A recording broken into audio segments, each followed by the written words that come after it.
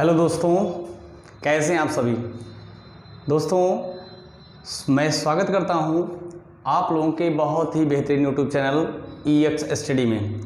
दोस्तों, आज आप लोगों के बीच बहुत ही बेहतरीन क्लास की शुरुआत होने चल रही है और इस क्लास को लेने के लिए आपको बहुत मन से आपको पढ़ाई करनी है। दोस्तों ध्यान रखिएगा, ये एक ऐसा क्लास है जिसको आप पहले भी पढ़ चुके हैं, लेकिन बात ये होती है तो पढ़ना तो सब पढ़ लेते हैं, लेकिन बात सीखने की होती, सीखा कौन पाता है। ठीक है, तो आज आप लोगों के बीच बहुत ही बेहतरीन क्लास जिसका नाम है ट्रांसलेशन के अंतर्गत आज आपको पढ़ना है present continuous tense. Present continuous tense एक ऐसा टेंस है जो कि बहुत ही आसान और बहुत ही इंटरेस्टिंग ट्रांसलेशन है।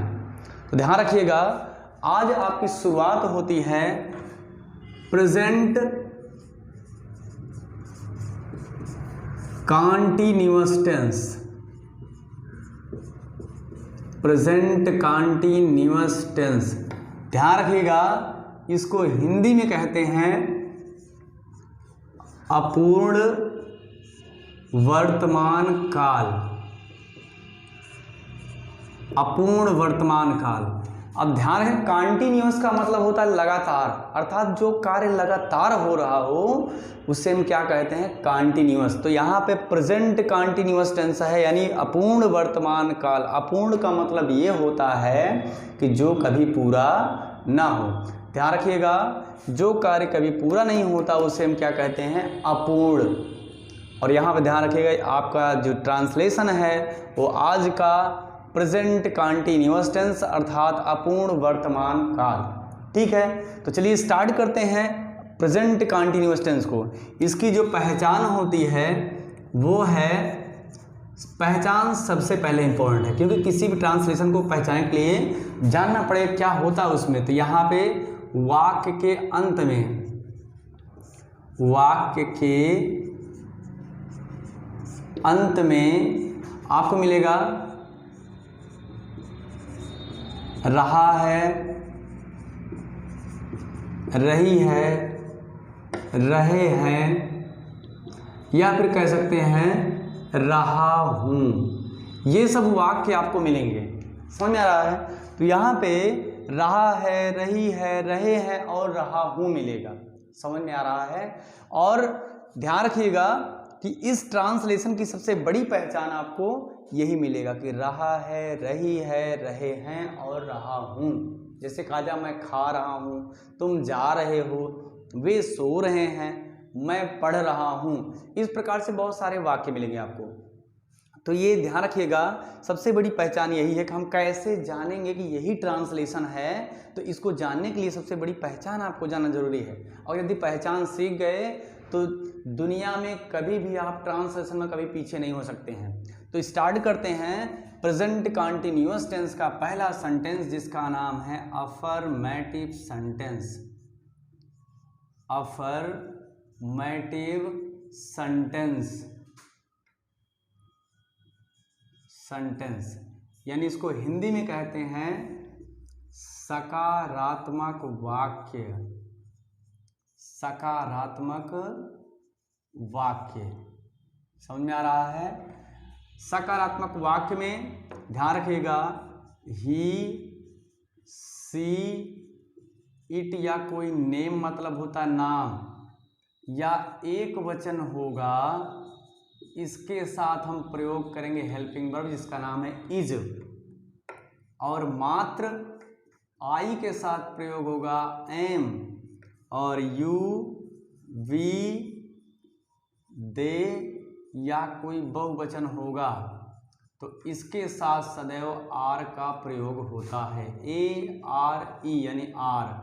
और इसके साथ वर्ब की फर्स्ट फॉर्म में सदैव ING का प्रयोग होता है, क्योंकि कंटीन्यूअस मतलब होता है लगातार। जितने भी कंटीन्यूअस आते हैं सब में ING लगता है, चाहे प्रेजेंट कंटीन्यूअस टेंस हो, चाहे पास्ट कंटीन्यूअस टेंस हो, चाहे फ्यूचर कंटीन्यूअस टेंस हो।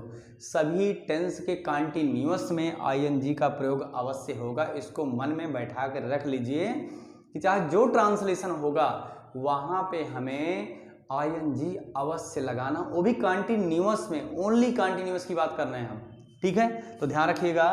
तो यहाँ पे सबसे पहले आपने पढ़ा प्रेजेंट कंटिन्यूअस टेंस, अपूर्ण वर्तमान काल। पहचान होगी वाक्य के अंत में रहा है, रही है, रहे हैं एवं रहा हूँ। और अफर्मेटिव सेंटेंस में आपको सबसे पहले पढ़ना सकारात्मक वाक्य।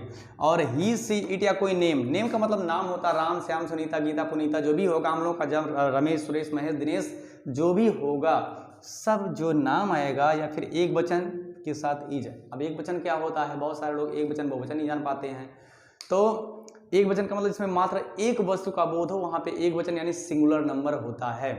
तो जहाँ पे जैसे कहा जाए लड़का, ये एक वचन है, लेकिन कहा जाए लड़के तो ये बहुवचन, क्योंकि लड़के यानी बहुत सारे लड़के। जैसे कहा जाए लड़की तो एक लड़की हुई, अर्थात लड़कियाँ, लड़कियाँ मतलब बहुत सारी लड़कियाँ। तो यहाँ पे ध्यान रखिएगा आप लोग कि अगर एक वचन आएगा, ही सी तो कोई नाम होगा तो इज लगाएंगे, आई के साथ एम लगाएंगे, और यू भी देव के बहुवचन होगा तो क्या लगाएंगे, आर। और हमेशा कंटिन्यूअस में वर्ब की फर्स्ट फॉर्म में ING का प्रयोग होता है।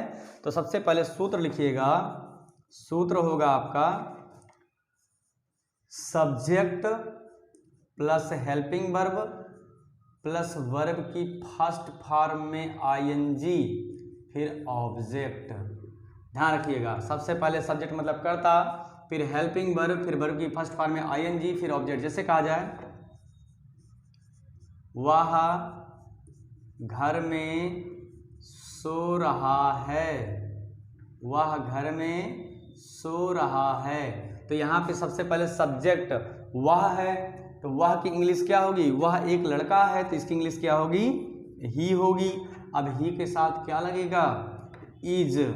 सब्जेक्ट हो गया, हेल्पिंग वर्ब हो गया। अब वर्ब की फर्स्ट फॉर्म में ING, वर्ब मतलब क्रिया क्या हो रही है, वह घर में क्या कर रहा है, तो सो रहा है। तो स्लीप मतलब होना है, होता है सोना, यहाँ पर लगाएंगे ING। तो स्लीपिंग हो कहाँ, ये बचा इन द हाउस माने घर, इन द हाउस माने होता है घर। ये आपका हो गया ट्रांसलेशन का पहला वाक्य है आपका, वह घर में सो रहा है तो he is sleeping in the house. अब कहा जाए मैं गांव में जा रहा हूँ, मैं गांव में जा रहा हूँ।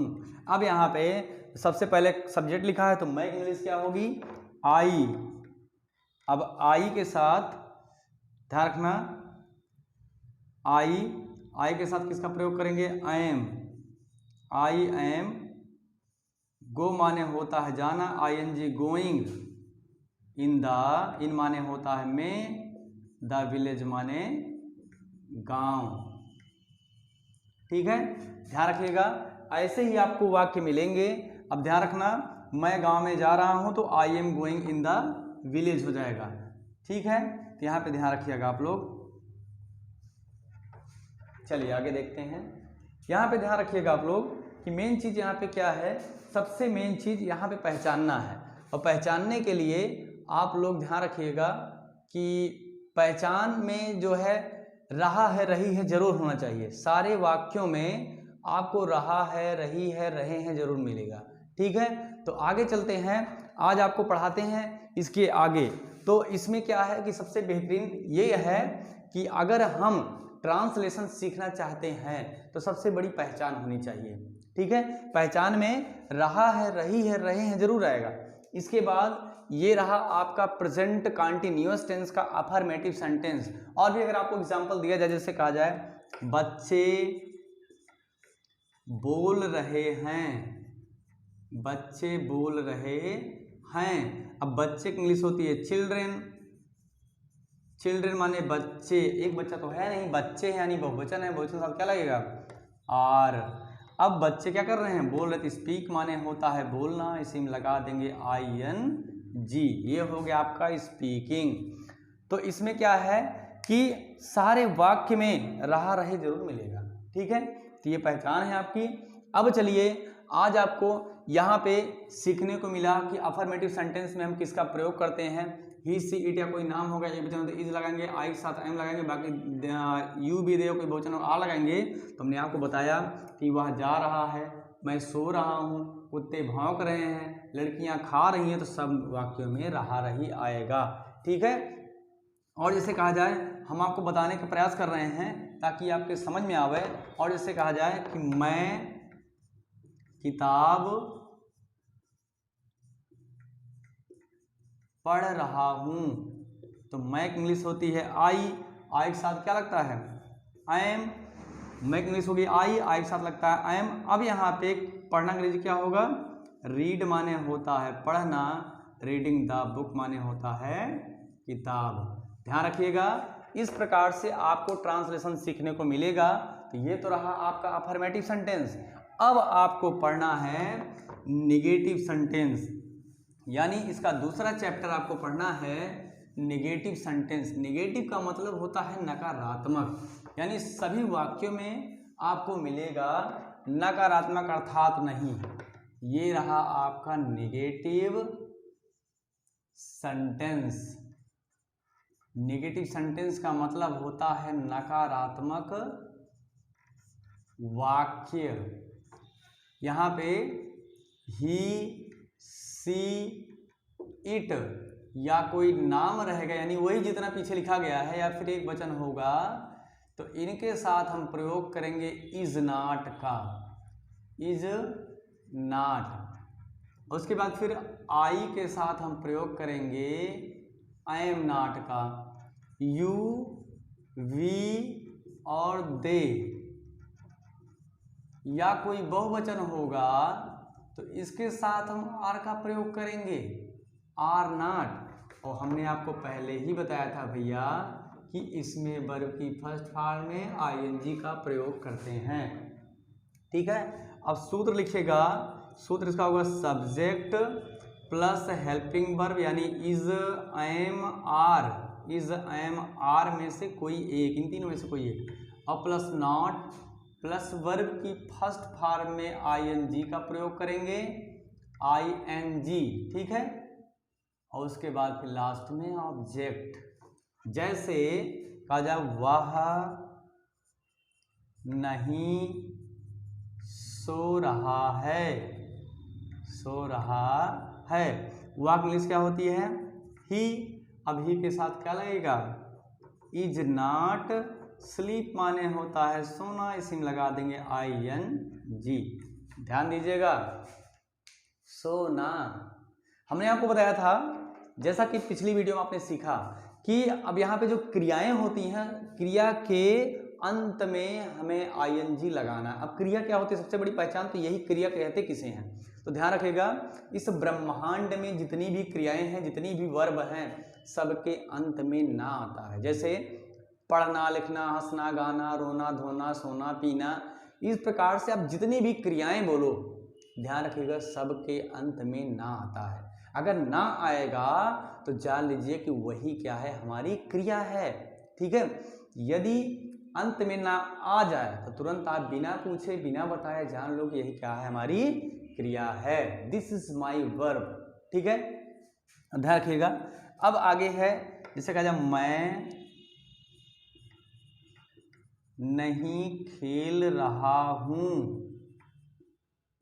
मैं इंग्लिश होती है आई के साथ क्या लगता है आई एम नॉट। अब प्ले माने होता है खेलना, इसी में लगा देंगे I N G, I am not playing. यानी सारी क्रियाओं में आपको मिलेगा नहीं।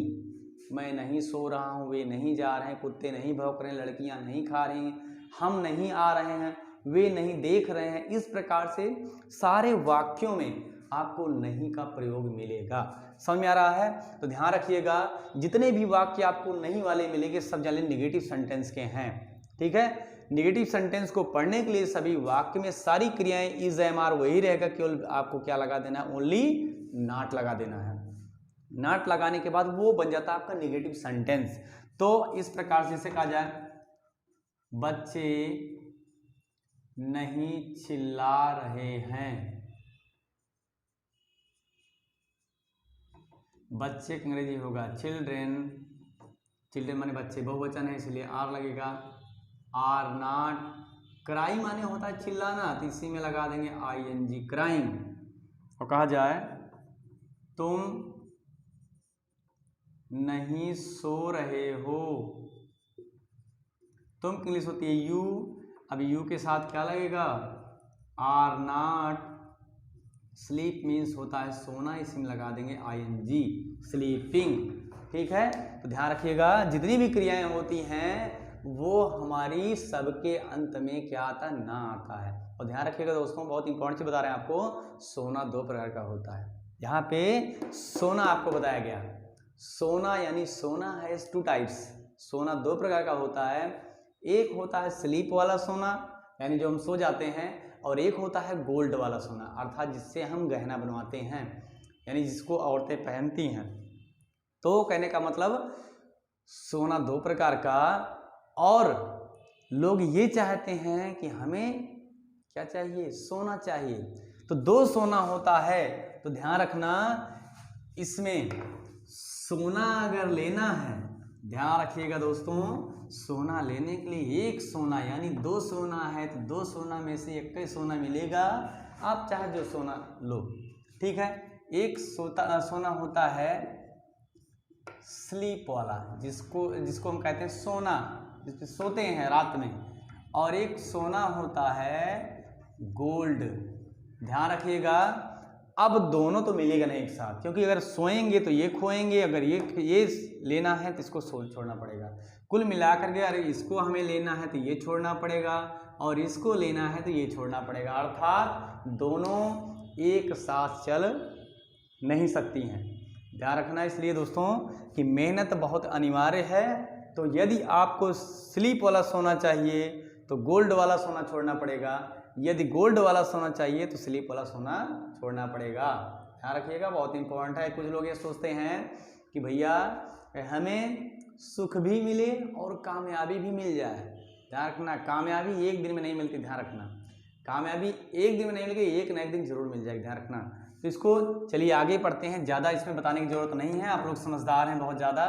तो मैं आशा करता हूं कि आप लोगों को ये वीडियो बहुत ही बेहतरीन लग रही होगी, और यदि अच्छी लग रही हो तो लाइक शेयर और कमेंट करना ना भूलें दोस्तों। अब इसके जस्ट आगे मैं आपको बताने चल रहा हूं, पहला आपने पढ़ा अफर्मेटिव सेंटेंस, दूसरा नेगेटिव सेंटेंस। अब आपको लास्ट सेंटेंस पढ़ाने का प्रयास कर रहा हूं जिसका नाम है interrogative sentence. Interrogative sentence, interrogative sentence का मतलब होता है प्रश्नवाचक वाक्य। किसी चीज का मेन आधार आपका ट्रांसलेशन है, तो यहाँ पे आपको पढ़ना है इंट्रोगेटिव सेंटेंस।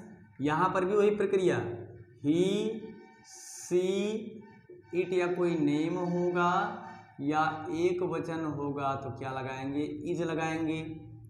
आई के साथ हम क्या लगाएंगे, आई एम लगाएंगे। यू वी दे या कोई बहुवचन होगा तो इसके साथ हम आर का प्रयोग करेंगे और वर्ब की फर्स्ट फॉर्म में क्या लगाएंगे, ING।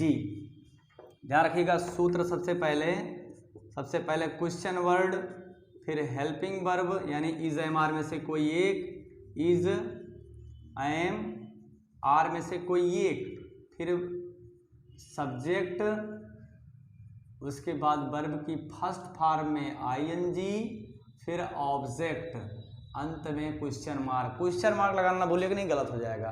ठीक है, पहले क्वेश्चन वर्ड, फिर एमआर, फिर सब्जेक्ट, फिर वर्ब की फर्स्ट फॉर्म में ING, फिर ऑब्जेक्ट। जिससे कहा जाए कि क्या वह देख रहा है, क्या वह देख रहा है। जब भी वाक्य में सबसे पहले क्या आएगा, इसकी शुरुआत हम यहां से करेंगे हेल्पिंग वर्ब से। वाक्य इंग्लिश ही होती है, ही के साथ क्या लगता है, इज लगता है, तो इज पहले कर देंगे, इज पहले कर देंगे। कुछ लोग सोचते हैं यार यहाँ पे तो व्हाट मीन्स क्या होता है, तो यहाँ पे क्या इंग्लिश व्हाट क्यों नहीं लिखी गई, क्या इसलिए नहीं लिखी गई क्योंकि जब भी वाक्य में सबसे पहले क्या आएगा उसकी शुरुआत हम हेल्पिंग वर्ब यानी इज से करेंगे। इज एम आर किसी से भी जैसा सिचुएशन रहेगी वैसे करेंगे। वह के साथ ही, वह इंग्लिश ही होती है, ही के साथ ई लगता है इसलिए इज पहले कर दिएगा, वह इंग्लिश ही, इज ही। अब यहाँ पे लुक माने होता है देखना, तो हो जाएगा लुकिंग, इज ही लुकिंग। क्या वे दौड़ रहे हैं, तो ध्यान रखना यहाँ पे, तो वे इंग्लिश क्या होती है, दे। अब दे के साथ देखो ये है दे के साथ क्या लगता है आर लगता है, तो आर पहले कर देंगे, are they running, are they running हो गया। ध्यान रखना यहाँ पे कि जो चीज़ें जब भी वाक्य में सबसे पहले क्या आएगा उसकी शुरुआत हम हेल्पिंग वर्ब से करते हैं, ठीक है। अब उसके बाद कभी कभी ऐसे वाक्य आते हैं कि जिनको देखने के बाद लगता है हाँ यार ये कैसे होगा, तो ध्यान रखना जैसे कहा जाए मैं कहाँ जा रहा मैं कहाँ जा रहा हूँ। ध्यान रखिएगा वाक्य में अब बीच में क्वेश्चन वर्ड आ गया, कहाँ, क्यों, कैसे, किसे, कहाँ, कब, ये सब हमने आपको पहले आपको जो है पहले वीडियो में बताया गया था कि यदि वाक्य के बीच में क्वेश्चन वर्ड आएगा तो वहां पर हम उसकी मीनिंग सबसे पहले लिखेंगे। अब कहाँ क्वेश्चन वर्ड हो गया, कहाँ की मीनिंग सबसे पहले वेयर मीन्स होता है कहाँ। अब इज एमआर में से कोई एक लगाएंगे, मैक इंग्लिश आई होती है, आई के साथ एम लगता है तो एम पहले करेंगे, वेयर एम, ये हो गया क्वेश्चन वर्ड, ये हो गया इज एमआर में से एम हो गया, फिर सब्जेक्ट माने आई हो गया, आई माने मैं। अब क्रिया क्या हो रही है, मैं क्या कर रहा हूँ, जा रहा हूँ, तो गो माने होता जाना, आईएनजी लगा देंगे। वे कब खा रहे हैं, वे कब खा रहे हैं। अब कब की मीनिंग पहले लिखेंगे व्हेन, वे अंग्रेजी दे होती, देख साथ आर रखता, व्हेन आर दे ईट माने होता है खाना, तो ईटिंग हो जाएगा।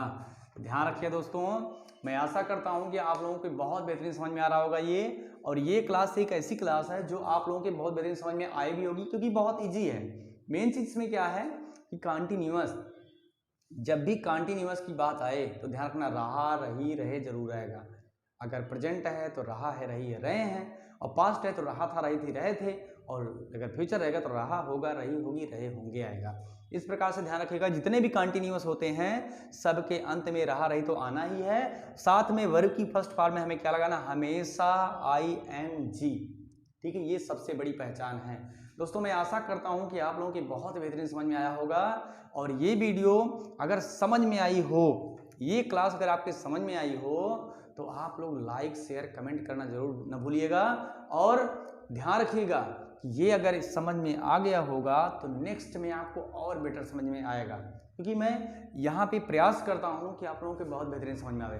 तो दोस्तों आज का क्लास इतना ही, आज के लिए इतना ही, शेष आपको नेक्स्ट वीडियो में और बेहतरीन तरीके से समझाने का प्रयास किया जाएगा।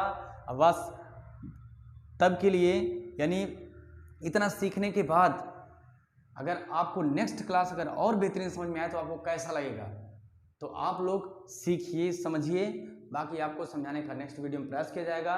बहुत बहुत धन्यवाद आप लोगों का, बहुत बहुत